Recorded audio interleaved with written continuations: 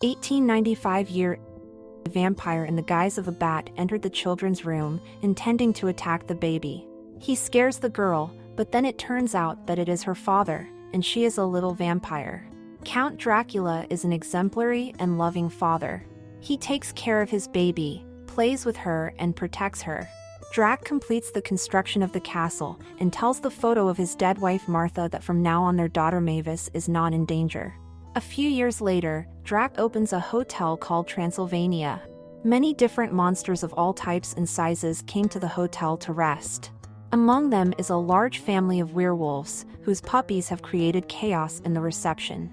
Drac corrects the situation by calling in the witch cavalry. The company is joined by a fat mummy, a Frankenstein who travels disassembled in a box, and an invisible man. Today is a special day. Mavis turns 118 years old. But for Fight, she remains the same small and defenseless girl. He doesn't want to acknowledge her obvious maturation.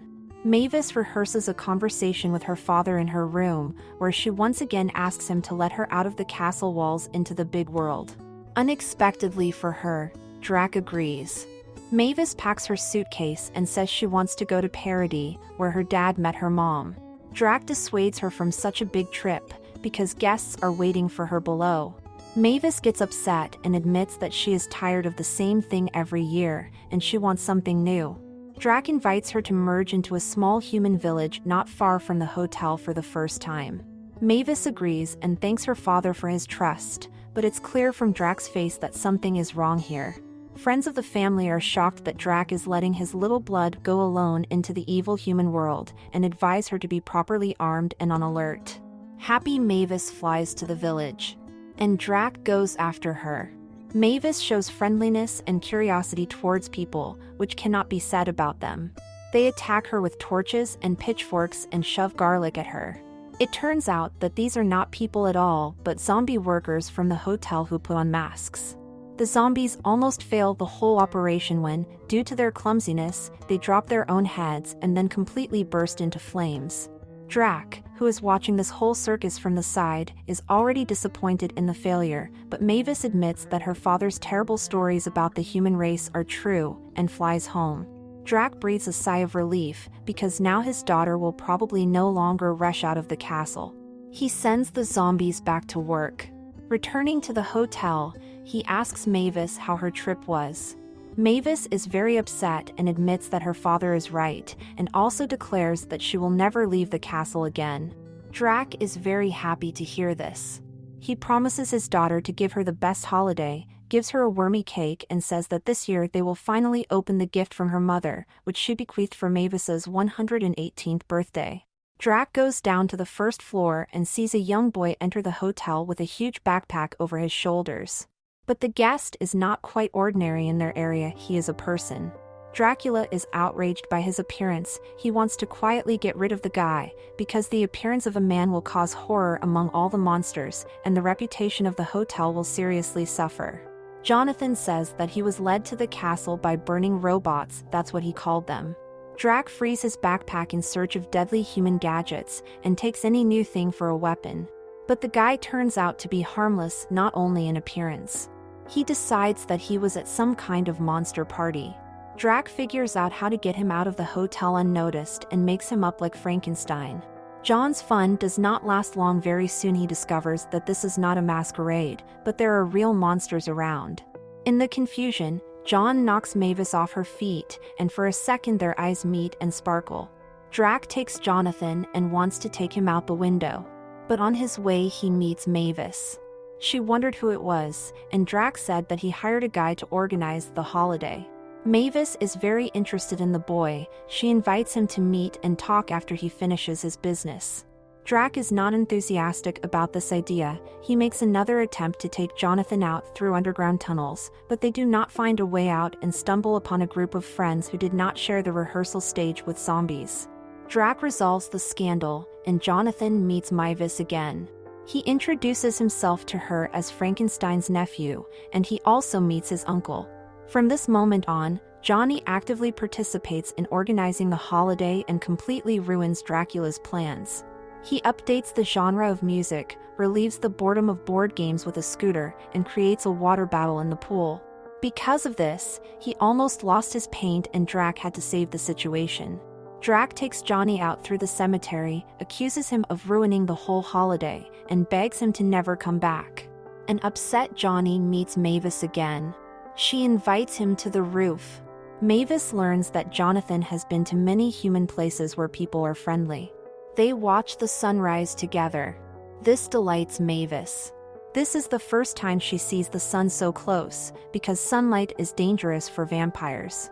Drac's friends really liked Johnny and his organizational skills, but Drac is in a hurry to upset them, saying that the boy has decided to leave. But as soon as he told him about it, Johnny fell through the roof and ended up in his hands. Drac comes up with a punishment for him and puts him in a corner, while he himself is busy arranging the animated tables. Johnny starts a game, which Drac soon joins. They're having fun and Drac finally admits that Johnny really knows how to have fun. Meanwhile, the Quasimodo's cook and his faithful rat began hunting for the man. Drac orders his employees to stop him, and meanwhile he meets Mavis in the corridor, from whom he learns that she is in love with Johnny. Quasimodo easily dodges the guards and makes his way into the kitchen, where he wants to roast Johnny on a spit. Drac saves the boy and convinces the hunchback that this is not a man but Stein. Quasimodo agrees to believe if the guy scares his rat. But Johnny fails. Drac immobilizes Quasimodo with magic and takes Johnny to a hidden room. He tells how one day people attacked a peaceful family of vampires and killed his wife Martha. This castle was built according to her behest to save Mavis from real monsters people. Drac admits that Mavis loves Johnny, but their union is impossible, because the human world is not ready to accept monsters. Johnny decides to leave, but Drac asks him to stay for the duration of the holiday. The disco begins. Everyone is having fun and admiring Drac, who was involved in organizing the party. Mavis dances with Johnny, but unexpectedly decides to kiss him. Dracula sees this and separates the couple, accusing Johnny of treason.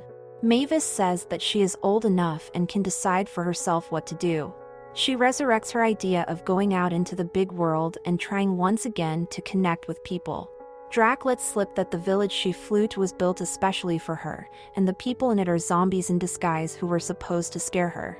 But at the height of the holiday, not only this box is opened. The rat drags Quasimodo and he mutters that Dracula let a man into the castle. Esmeralda wipes the paint off Johnny's face and all the monsters panic. Except for his uncle, and of course Mavis. She hugs Johnny and says that she doesn't care whether he's a man or a monster, she still loves him and wants to be with him. Johnny sees Drac's look and pushes her away. He leaves, and Mavis blames her father for everything that happened. Drac finds Mavis on the castle roof and sees the album her mother gave her.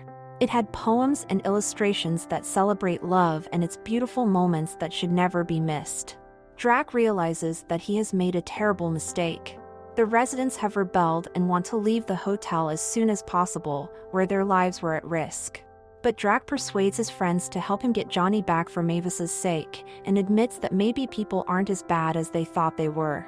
Frankenstein is the first to express solidarity, and then the others join Drac. They travel to the human world in a hearse and end up at a monster festival. People dressed as werewolves, vampires, and mummies puzzle them. The road that leads to the airport is blocked, and then the Moomin comes up with a plan. People will definitely run away in fear if they find out that they are real monsters. Frankenstein is scared with fire. He climbs onto an inflatable statue and roars deafeningly. But instead of running away in panic, the crowd begins to admire him. Then the Frankenstein asks them for help. People happily help Dracula, and not only clear the way, but also make a shade to cover it from the sun. Drac misses his plane and makes the dangerous decision to follow him. The scorching sun burns his skin, but he finally finds Johnny and begs him to return to Mavis. He admits that his overprotection did not lead to anything good, and that children must choose their own path. Drac brings Johnny back to Mavis and they kiss. Although Drac still needs to get used to the new family member. Write in the comments what you think about this cartoon. Subscribe to the channel to find even more cartoons for yourself and your family.